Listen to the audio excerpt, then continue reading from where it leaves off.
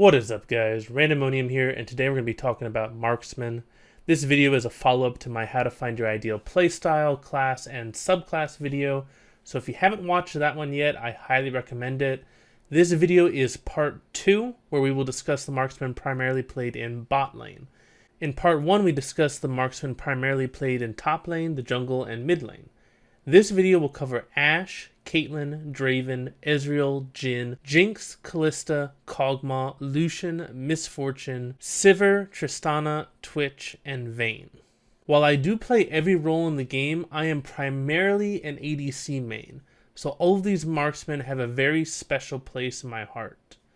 I have over 600,000 mastery points with marksmen alone, and while I would not consider myself an expert on any of these champions, I definitely have a lot of experience with them. I'd be happy to answer any questions you have or help you in any way that I can. Keep in mind that this video was made during patch 7.7 before the mid-season update, so item builds for marksmen may change after the mid-season update. I'll be posting an updated video once the meta stabilizes again. There are 3 things that define marksmen. 1. They are ranged. While melee champions typically have a range of 125 to 175 units, ranged champions have a minimum range of 400 units, with several champions exceeding a range of 700 units. Number 2. They rely on auto attacks for a significant portion of their damage.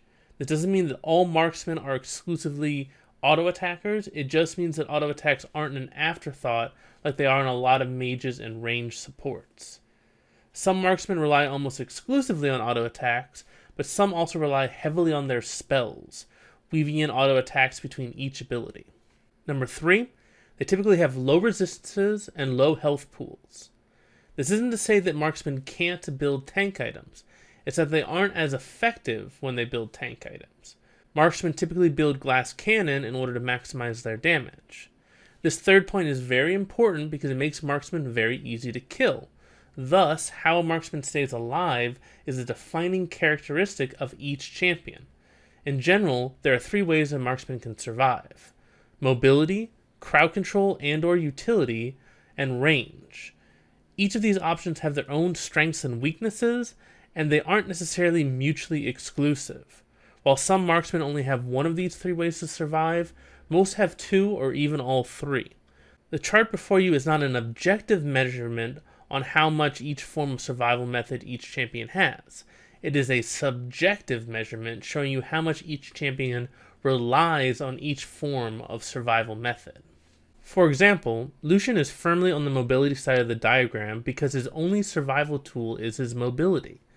He doesn't necessarily have more mobility than Kalista or Vayne, but he doesn't have the CC or the utility of a Vayne or a Kalista. Kalista has fantastic mobility from her martial poise, but she also has great utility in the form of her W and the first part of her ult, as well as good CC in the form of the slow on her E and the knock-up on the second part of her ult. Vayne also has additional utility in the form of her stealth from her ultimate, and additional CC in the form of her E's knockback and stun. Continuing clockwise, we have Sivir. Sivir does have some increased mobility from her ultimate, but it's really more of a utility tool for her team. The primary way that Sivir stays alive, though, is the spell shield on her E, which is arguably the best utility ability of any ADC in the game. Draven is an interesting ADC because he primarily stays alive by killing everything faster than they can kill him. He does get a minor speed boost from his W, but his primary way of staying alive, if he finds someone that he can't outdamage, is the displacement on his E. Twitch is another AD carry, like Draven, who relies mainly on brute damage to survive. However, he can slow his enemies with his W to cover his retreat, and he does have a lot of utility with his stealth. Twitch also can have surprising range when using his ultimate, which gives him some added safety. Jhin is another AD carry who is a little bit of everything, though he does tend to rely more on his CC and his range than his mobility. Jhin gains a movement speed boost anytime he critically strikes, which can be extremely useful, but the primary way that he stays safe is the range from his Q and his W, the root from his W, the slow from his E, and the insane range and slow on his ultimate. Ashe is the quintessential high utility, high crowd control, low mobility marksman. Her auto attacks and her W slows enemies. She has fantastic utility in the form of her E, and her ult is one of the longest stuns in the game. She also has a fairly long auto attack range and can deal decent poke damage from long range with her W. Moving into the range sector of the figure, we have Jinx. Jinx does have a slow on her W and a root on her E, but the primary way that she stays alive is the insane range on her rocket launcher. While Jinx can gain a movement speed boost from her passive, this is primarily used aggressively to clean up teamfights, not defensively to stay alive. Kog'Maw is probably the least mobile ADC in the game. While he does have an AoE slow from his E, the primary way he stays alive is his range. However, he is probably the ADC most dependent on his team at keeping him alive. Miss Fortune is another AD carry with a little bit of everything while not having a lot of anything. She's got a decent slow on her E and a move speed boost on her W, but these often aren't enough to keep her alive against determined opponents. Rather, Miss Fortune relies heavily on her damage and the insane range on her ultimate to chunk enemies out before they can even get close to her. Caitlyn also has a decent balance of survivability. She has one of the longest auto attacks in the game, which allows her to stay relatively safe. Her E gives mobility to escape while simultaneously slowing her pursuer. Finally, her traps give her additional utility and CC if she has sufficient time to set them up. Tristana also has a little bit of everything. Her auto attack range scales with level, so she becomes more and more safer as the game goes on. Furthermore, she has a very long range jump whose cooldown can be reset if she gets max explosive charges or she gets a kill or assist, giving her a surprising amount of mobility in a team fight. Finally, her ultimate is one of the best disengaged tools in the game, allowing her to knock a target back up to 1,000 units. Finally, we have Ezreal. Ezreal has no CC in his kit, though he can gain a slow on his abilities if he builds Iceborne Gauntlet. However, Ezreal primarily relies on the long range of his skill shots, combined with the blink from his E to stay alive. This next chart shows how each champion primarily deals damage. Starting with the upper left, we can see that most ADCs heavily rely on their auto attacks, and they primarily deal physical damage. Draven, Sivir, Jinx, Kalista, Twitch, Vayne, Caitlyn, Ashe, and Tristana all fall into these categories, though there are nuances that differentiate each champion. Vayne, for example, deals a decent amount of true damage, which is why I've put her further to the right. Caitlyn, Ashe, and Tristana can all deal high amounts of damage with their abilities, which is why they're slightly closer to the middle of the chart. Lucian is probably the best example of a marksman who relies equally on both his auto attacks and his abilities. Lucian is designed to weave auto attacks in between each ability, but he's also extremely reliant on his ultimate, which is why I place him slightly lower than the midpoint of the graph. Jhin and Miss Fortune are the ADCs that are most reliant on their abilities. Jhin only has 4 shots before he needs to reload, so he's extremely reliant on his bounty grenades in the laning phase, and his deadly flourish and his ultimate in the later stages of the game. Miss Fortune primarily uses her ability to kill enemies, and only uses her auto attacks to finish off fleeing targets. If we move further to the right, we have Ezreal. Ezreal deals the majority of his damage as physical, but he also deals some magic damage as well. In the early game, most of Ezreal's damage comes from his spells. As the game continues, he becomes more and more reliant on his auto attacks, but even in the late game, he's extremely dependent on his spells. Finally, we have Kog'Maw. Kog'Maw is interesting because he primarily relies on his auto attacks, but he deals both physical and magic damage with his auto attacks thanks to his W. Like I said earlier, every marksman we will be covering in this video is primarily played in the bot lane. Additionally, Ezreal is considered a hybrid Artillery Mage, Jhin is considered a hybrid Burst Mage, and Twitch is considered a hybrid Assassin. All the world on one arrow. Ashe, the Frost Archer. Ashe is a high utility, low mobility marksman. One of the original marksmen in the game, Ashe is a great champion for new players, but she has enough depth in her kit that she is seen even in professional matches. Ashe is also very well balanced in terms of her power curve. She doesn't fall off in any stage of the game and can succeed both in laning phase skirmishes and late game team fights. Just for the love of God, do not build Thornmail on her. In laning phase, Ashe has very good range on her auto attacks, excellent poke on her W, and is able to control space extremely well due to the slow from her passive. A lot of Ashe's dueling power comes from her Q, so good Ashe players are always mindful of her focus stacks and try to keep her Q available for use at any time. In the mid and late game, Ashe is one of the best marksmen in the game at initiating team fights thanks to her ultimate.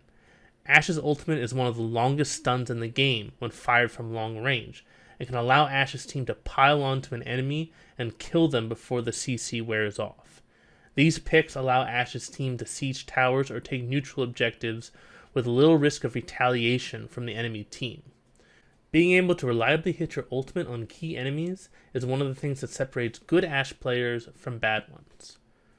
Great Ashe players also make excellent use of Ashe's Hawk Shot to track enemy movements.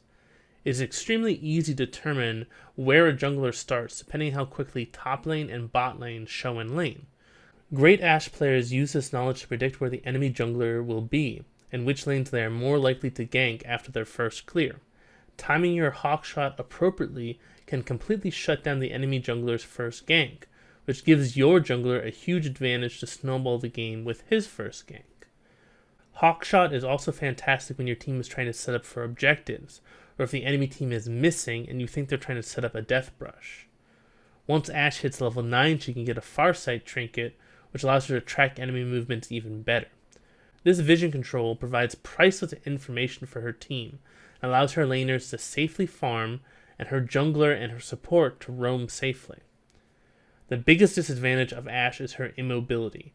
Ashe has no forms of escapes, so if the enemies are able to close the distance on you, then you most likely have to use your ultimate or one of your summoner spells to have any chance at escape. Nowhere to hide. Caitlyn, the Sheriff of Piltover. Caitlyn is a high-range sieging marksman. Caitlyn has the highest base range of any champion in the game. This causes her to be an extremely strong lane bully, since she outranges all of her opponents.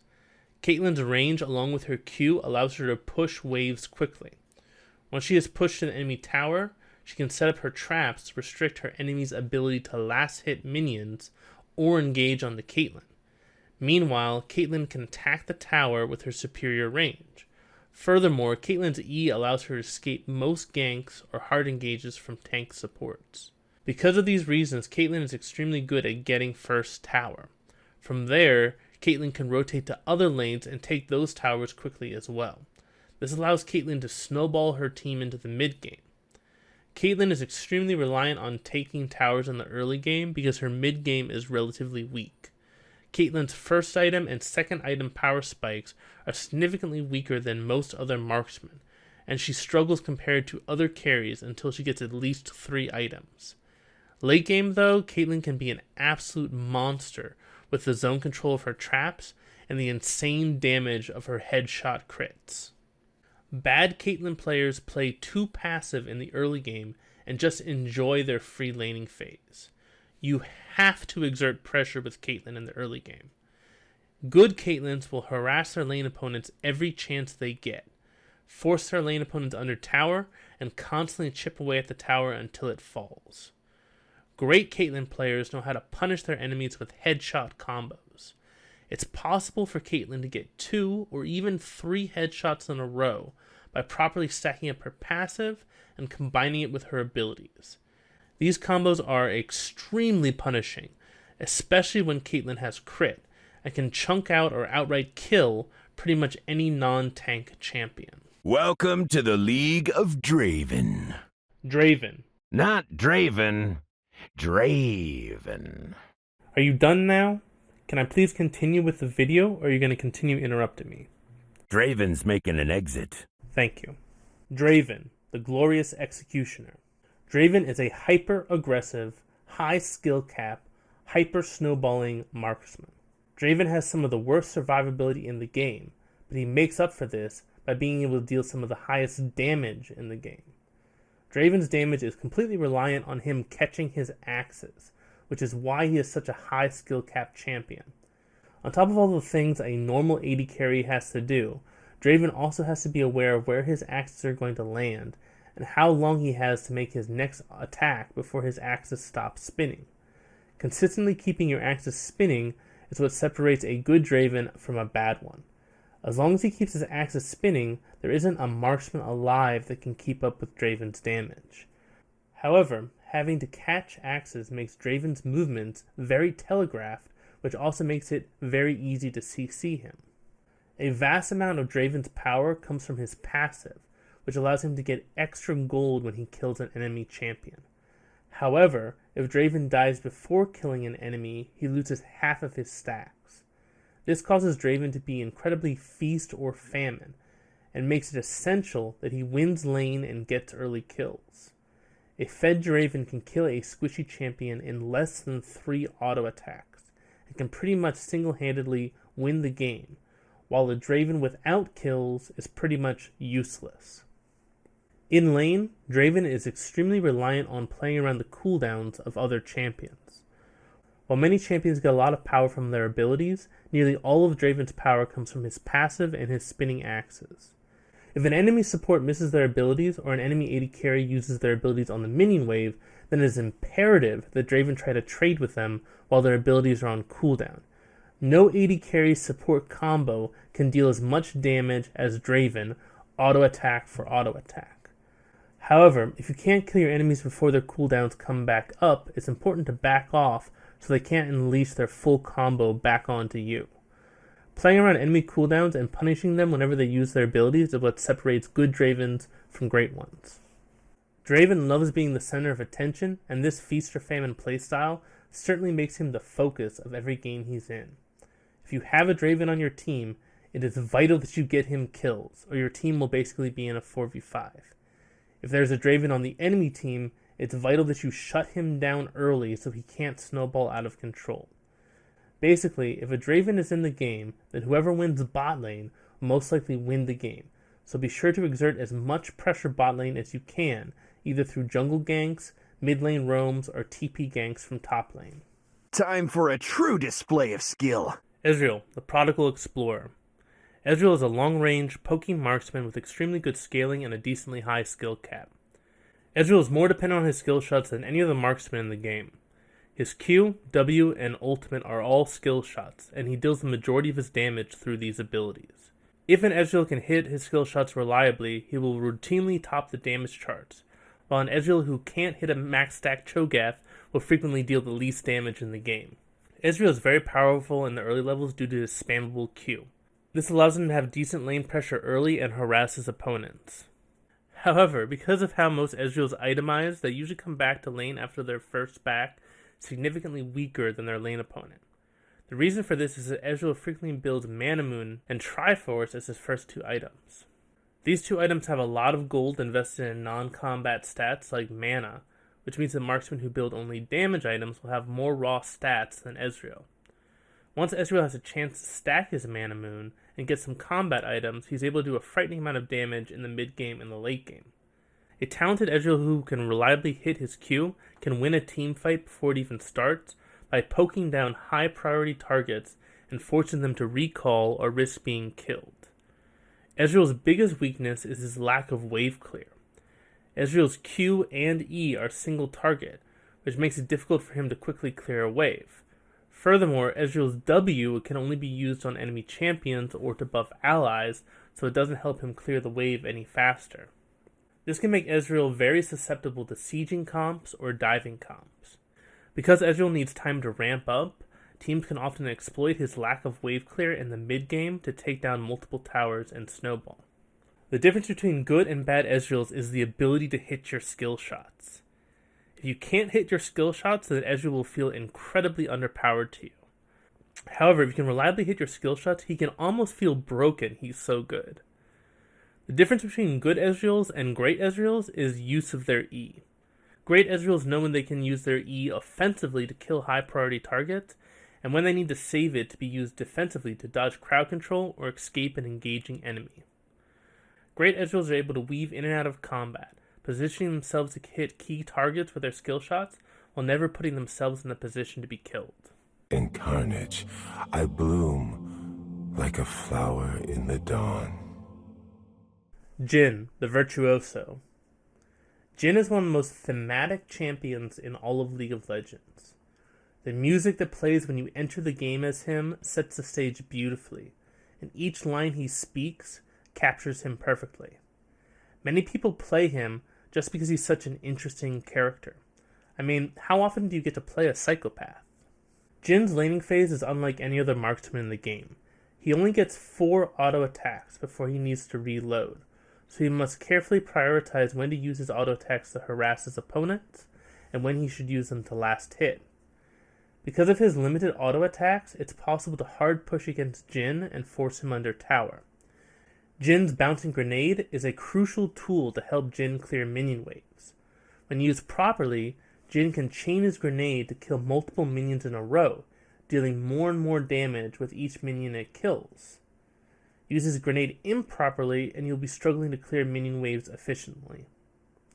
Great Jhin players can also use his grenade so the 4th bounce hits an enemy champion, dealing significant poke damage.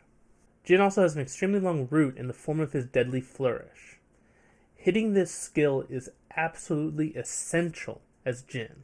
Jhin synergizes extremely well with supports who have CC because it makes setting up his deadly flourish very easy. You can also use Jhin's deadly flourish to roam and set up a long-range snare on the enemy mid laner or jungler. In lane, Jhin relies heavily on his 4th shot and the speed boost he gets to outtrade opponents and then outrun them before they can retaliate. Once Jhin hits 6, he loves to be aggressive, chunk his enemy below half health, and then finish them off with his ultimate. Once Jhin hits level 9, he can get a Farsight trinket to give him vision of his enemy when he ults, making it even easier to chain hits together. Late game, Jhin plays a lot more like a burst mage than a traditional AD carry. Because he only has 4 shots, he struggles against tanky opponents, but since he gains a massive amount of AD, he can easily burst squishier opponents. Rules are made to be broken. Like buildings. Or people. Jinx, the loose cannon. Jinx is a hyper-scaling, team-fighting monster. A full build Jinx is a terrifying thing, able to deal a massive amount of damage with her AoE crit rockets. If Jinx gets a single kill or assist, she gets excited, giving her a massive steroid to her attack speed and move speed, allowing her to chase down low health enemies and clean up team fights. However, Jinx is very immobile for an AD carry, and she's extremely reliant on her team to shield her and peel for her. Jinx's laning phase is neither great nor horrible. She can farm safely and harass with her rocket launcher and can generally do very well in trades. However, her rockets do use up a decent amount of her mana in the early game, so you need to use them sparingly. Additionally, Jinx's immobility makes her extremely susceptible to ganks. If both the enemy support and jungler have decent CC, they can lock down Jinx and she has no way to escape. Like most other crit-based AD carries, Jinx can struggle a little bit in the mid-game until she gets at least 3 items. However, Jinx has amazing wave clear once she gets her core items and can safely stall out games until she's had time to scale. Late game, Jinx is absolutely fantastic.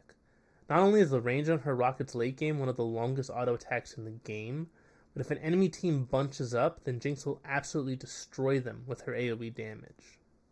With sufficient protection, Jinx will absolutely slaughter an enemy team and can single-handedly win her team the game. What makes Jinx so powerful late game is it only takes 1 kill or assist for her to get excited, and then she becomes near unstoppable since the bonus attack speed on her passive stacks for every kill or assist she gets. Death to all betrayers. Kalista, the Spear of Vengeance. Kalista is unlike any other marksman in the game thanks to her passive, Martial Poise. Once Kalista begins her auto attack animation, it can't be cancelled like other marksmen. If the player enters a movement command while Kalista is in her auto attack animation, then Kalista will hop in that direction once the auto attack is complete. This allows Kalista to be extremely mobile and allows her to be one of the best kiting marksmen in the game. This also gives Kalista a very high skill cap and makes her one of the hardest marksmen in the game to play effectively. Since Kalista can get a short range hop every time she auto attacks, naturally she scales incredibly well with attack speed. This attack speed synergy is further compounded by her E, Rend. Every time the Kalista attacks a target, she leaves a spear in them. At any point she can activate her E to rip all spears out of all nearby targets, dealing damage for each spear lodged in the target. This allows Kalista to deal a massive amount of burst damage after she has peppered a target with auto attacks.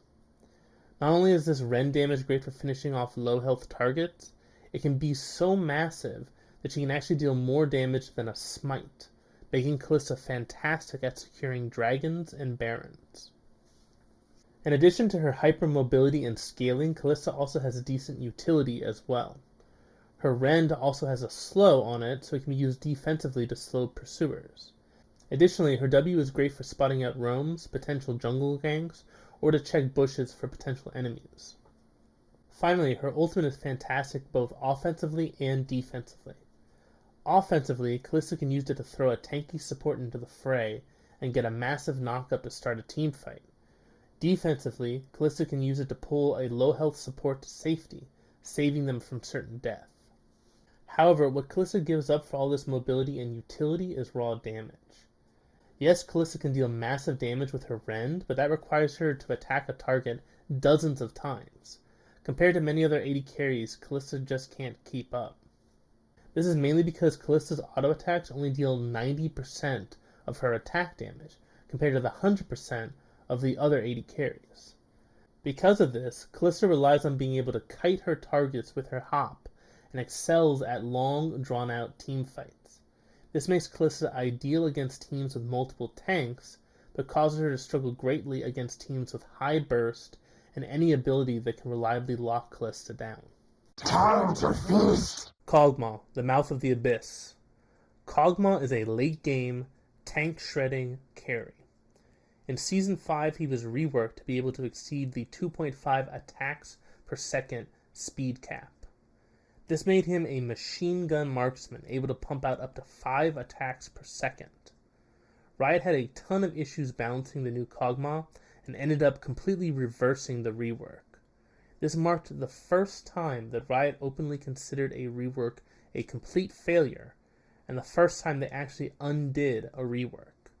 While Kog'Maw lost his ability to have up to 5 attacks per second, he's still an extremely potent AD carry, and near unstoppable if he gets fed in the late game.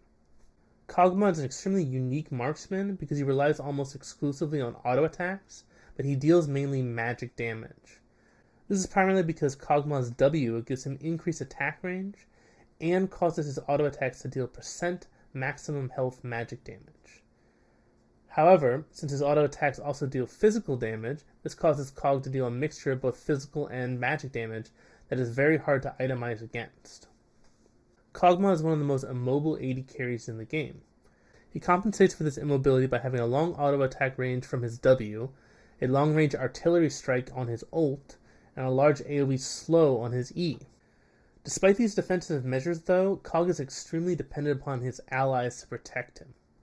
Kog'Maw excels when he has multiple allies who can heal him, shield him, or peel for him by crowd controlling enemies. Because of Kog'Maw's % maximum health damage on his W, he can shred through tanks just as fast as he can shred through squishy champions. A well-protected Kog'Maw can mow down an entire enemy team in seconds, and outdamages just about anyone in the game. However, Kog'Maw can be easy prey if the enemy team has a lot of engage, and his team doesn't have the tools or the will to protect him. Everybody dies. Some just need a little help. Lucian, the Purifier. Lucian is a hyper-mobile, dual pistol-wielding badass who relies on his abilities to deal the vast majority of his damage. Every time Lucian casts an ability, his next auto attack will be a double shot. By weaving in auto attacks between each ability, Lucian can get off 6 auto attacks in the same period that most AD carries can only get 3. This allows Lucian to outtrade most marksmen in a straight-up fight, especially in the early game. Furthermore, each time Lucian uses his double shot, he lowers the cooldown on his dash, allowing him to chase fleeing opponents or escape if the fight isn't going his way. In laning phase, Lucian has a very strong all-in if all of his abilities are up. If you're playing against a Lucian, you need to be extremely mindful of his cooldowns, and not trade with him when he has all of his abilities available. Good Lucian players will frequently try to all-in you if they level up a few seconds before you do, so be extremely wary if Lucian hits level 2 or level 3 before you. When playing as Lucian, you always want to try and land your Q on an opponent through the minion wave. Your Q has a relatively short cast range, but the blast extends past the initial target. Line up minions between you and your opponent and fire your Q at them anytime they try to step forward to last hit a minion. Because Lucian is so reliant on his abilities, he's also incredibly dependent upon mana. Be extremely mindful of your mana usage in laning phase. If you run low on mana, then all of your kill pressure is gone, and intelligent enemies will try to all-in you. Lucian really excels in the early game and the mid game. Once he gets a couple of items, he can deal a scary amount of damage, and his ultimate can nearly one-shot a squishy champion if he hits them with every shot. He's great in dueling situations, and he has fantastic self-peel against enemies with good engage. Lucian tends to struggle in late-game teamfights, though, because of his short auto-attack range. Lucian typically needs to put himself in harm's way to deal damage, and that makes him incredibly susceptible to being CC'd and killed before he can deal sufficient damage to win a team fight. Great Lucian players know how to dance on that knife's edge, weaving in and out of combat to deal maximum damage, while always staying just out of reach of certain death. How do you like my guns? Shock and ah. Misfortune, the bounty hunter. Misfortune has a very special place in my heart. She's one of my most played champions, and I personally feel like she's an extremely easy AD carry to master, and it's very easy to be effective with her. She is the wombo combo AD carry, having a stronger ultimate than any other AD carry in the game. When combined with other AoE ultimates, you can literally wipe an entire enemy team in seconds with her. Misfortune is decent at every stage in the game. Her laning phase can be extremely strong if you use her double up properly. Good Misfortune players will auto-attack ranged minions to put them within one hit of death. When the enemy AD carry moves forward to last hit a minion, you can use your Q on the ranged minion to kill the ranged minion and then bounce to the AD carry for a guaranteed crit. This can deal a massive amount of poke damage in lane. Misfortune is very mana dependent in laning phase, so generally you want to save your mana for Q harass. Only use your W or your E if you're being all-in, you're trying to escape a gank, or if your jungler is ganking bot lane. Once Misfortune hits level 6 though, is where she really begins to shine. Proper use of Misfortune's ultimate is everything. It has a massive area of effect, and it can nearly one-shot enemies who don't have a lot of armor. This ability can get you an easy double kill in the bot lane when combined with a support that has reliable crowd control. Your ultimate is also fantastic for mid-game teamfights around Drakes or mid lane, and can even be used to zone enemies off towers, allowing you to take them uncontested. Late game, Misfortune becomes even more dependent upon her ultimate due to her low auto-attack range and lack of mobility. If you land a 5-man ultimate as Misfortune, you're pretty much guaranteed to win the team fight. If you choose the wrong time to ult, or if you have your ult cancelled by crowd control, then you're pretty much guaranteed to lose the team fight. Never ever start a team fight when your ultimate is not up. If your team tries to be aggressive, ping them back, and ping how long until your ultimate is up.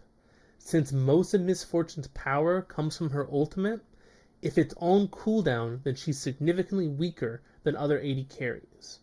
Pick up Misfortune if you love chunking enemies to half health in the laning phase with a single Q, and melting entire enemy teams with your ultimate in the late game. Victory is what I'm paid for. Sivir, the Battle Mistress. Sivir is a utility-based AD carry with amazing wave clear.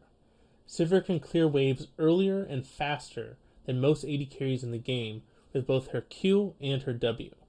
Additionally, she's the only marksman in the game with a spell shield, which makes her extremely good against champions who are reliant on hitting long cooldown skill shots like Blitzcrank, Morgana, and Thresh. However, Sivir lacks a lot of kill pressure in the early game since all of her abilities are designed for utility and wave clear. Sivir is the ultimate cock-block AD carry. All Sivir wants to do is farm and prevent you from getting killed bot lane. Sivir is a great AD carry for people who aren't confident in the AD carry role or who enjoy playing passively.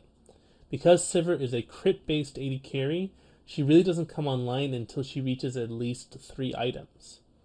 However, Once Sivir scales, she can be extremely potent in late game. Her ultimate is a fantastic tool for engaging, making it extremely strong against teams with immobile champions, or against teams who like the split push. Conversely, Sivir is also fantastic when it's her team that wants to split push, and she excels in 1-4 comps or 1-3-1 comps since she has excellent wave clear, and she can use her ultimate to disengage if the enemy team tries to collapse on her. Late game Sivir can also be extremely good in teamfights since her boomerang blades can bounce to every enemy in the teamfight, dealing crits to everyone within range. This allows Sivir to deal damage to the enemy team's backline while attacking their frontline, something that no other AD carry can do. Sivir is probably the least carry-oriented of all AD carries. She is fantastic at enabling her team to succeed, and she's very good at staying alive, but she doesn't have the raw damage that a lot of other AD carries have. This is my 357 caliber handgun. Tristana, the Yordle Gunner. Tristana is an extremely fun, but kind of bipolar AD carry. On one hand, she's phenomenal at taking towers, and late game she has one of the longest auto attacks in the game. On the other hand, she has surprising all-in potential and can be hyper-mobile if she gets reset on her W. Early game, Tristana is all about pushing lanes and taking towers. Tristana's E is one of the best tools in the game at taking towers. Furthermore, Tristana is fantastic at exploiting the enemy bot lane if she gets a level advantage. Good Tristanas will all-in the enemy team if she reaches level 2 or level 3 before her opponent, hitting them with an explosive charge and then jumping on their head. With Tristana, your goal isn't necessarily to kill your opponent, though that's always an added bonus. What you really want as Tristana is just to force your lane opponents to recall. If Tristana is left alone with a tower, she can destroy it faster than pretty much any other champion in the game. Once Tristana takes bot tower, skilled Tristana players will move to other lanes and take those towers as well. Playing Tristana is all about getting a massive gold lead for your team by taking towers. Tristana needs this gold advantage because her mid-game is relatively weak, and she needs at least 3 items before her team fighting power really begins to come online. If you're playing Tristana, avoid team fights in the mid-game unless you have a massive lead. Late game is where Tristana really shines, and she's an immensely fun AD carry for team fights. Tristana's attack range scales with level, so in the late game she has one of the longest attack ranges in the game, which allows her to be relatively safe in team fights. However, if the enemy team is able to reach her, then she has fantastic self-peel in the form of her ultimate and her rocket jump. Skilled Tristana players will not use their rocket jump to simply disengage from a fight. Instead, they will often jump forwards over her initiating enemies to put her allies between her and her enemies once again. This also puts Tristana in range of the enemy team's squishy backline, allowing Tristana to focus fire them with the rest of her team. Think of Tristana like a matador, who spins out of the way as soon as the bull charges. If Tristana can get max stacks on her explosive charge, or if she gets a kill or assist, then the cooldown on her rocket jump is reset, allowing her to jump again. This allows Tristana to jump around the team fight multiple times to finish off low health enemy after low health enemy. Tristana is fantastic at cleaning up team fights while staying alive with minimal support from her team. I hear your trash. Bow before your king. Twitch, the Plague Rat. Twitch is a hyper-scaling AD carry who specializes in assassinating lone opponents and shredding entire teams with massive AoE damage. When ahead, a fed Twitch can literally take over the game. The main reason for this is Twitch's stealth, which allows him to flank in ways that no other AD carry can. Anytime Twitch is missing from the map, the entire enemy team needs to play safer because he can show up in any lane. Playing Twitch, like any stealth champion, is part psychological warfare. If you can get in your enemy's head and make them fear to push lanes or attack towers, then you've pretty much already won. In laning phase, Twitch tends to be weaker than most AD carries. His damage is very high if he can get max stacks on his Venom, and his level 6 power spike is very strong, but he's incredibly immobile and has a short attack range, which makes him susceptible to getting poked, ganked, or CC'd. In the mid game, Twitch can be very strong in small skirmishes by effectively using his stealth, showing up to turn the tides of a battle. However, for the most part, Twitch would rather try to farm up for late game rather than fight in the mid game. Many champions spike much harder in the mid game than Twitch, and the longer the game goes on, the more it benefits Twitch, since he's a hyper-scaling champion. In order to be effective as Twitch in the mid game, you have to constantly dip in and out of vision. Never just AFK push a lane. Kill the wave and then disappear. Force the enemy team to wonder where you are. Initially, they will play cautious every single time you disappear, but after a while, they will begin to grow numb to you disappearing all the time and then just returning to clear the next wave. This is when you can change things up, rotate to another lane, and punish your opponent for not respecting the fact that you're missing. Late game teamfights is where Twitch truly shines though. When Twitch activates his ultimate, his range increases to 850, giving him the longest range of any champion in the game. Furthermore, each of his attacks becomes a piercing line of damage, allowing him to do massive amounts of AoE damage to teams. Finally, if Twitch comes out of stealth right before a team fight, he gains an additional 50% attack speed. This combination of range, AoE damage, and attack speed means that Twitch can shred through an entire enemy team in a matter of seconds. However, this insane damage only lasts for 5 seconds, so if the enemy team is able to disengage or CC Twitch, then all of his damage potential is wasted. Intelligent teams will immediately shift focus to Twitch when he appears, burning every CC and damaging ability they have to take him down. And since Twitch has very limited ways of escaping or peeling for himself, this can make him incredibly dependent on his team for survival. Typically, Twitch will not engage immediately once a team fight starts. Instead, he will wait for major crowd control and damaging abilities to be used by the enemy team before revealing himself and destroying the enemy team with his insane AoE damage. Time for reckoning. Vayne, the Night Hunter. Vayne is where the term hypercarry originally came from. Back in earlier seasons, she was one of the most dominant and high skill cap marksmen in the game. Her outplay potential and ability to 1v9 a game was legendary. Today, Vayne still is that hypercarry, but nerfs and changes to items and meta shifts, along with the perpetual mobility and damage creep that League of Legends has seen, has made her much less dominant than she was in earlier seasons. Vayne is known for having an extremely weak early game. Losing lane as Vayne is par for the course. If you're able to go even in lane, or even win lane, then things are most likely going to go very well for you in the mid or late game. Vayne is one of the best dueling marksmen in the game once she hits level 6, and she gets stronger and stronger the longer the game goes on. The main reason for Vayne's strength is her ultimate, and how it synergizes with the rest of her kit. Not only does Vayne's ultimate give her up to 70 AD and an additional 90 movement speed, but it also causes her to go invisible for 1 second anytime she uses her tumble. Since at max rank, Vayne's tumble has a cooldown of 2 seconds, this means that Vayne is able to consistently reposition and prevent enemies from attacking her thanks to her invisibility. This of course synergizes extremely well with her E, which stuns enemies if she knocks them into the wall. Skilled Vayne players will hug walls, wait for you to engage, pop their ultimate, tumble to place you between them and the wall, E you into the wall to stun you, and then kill you with her bonus AD and her silver bolt before you even have a chance to react.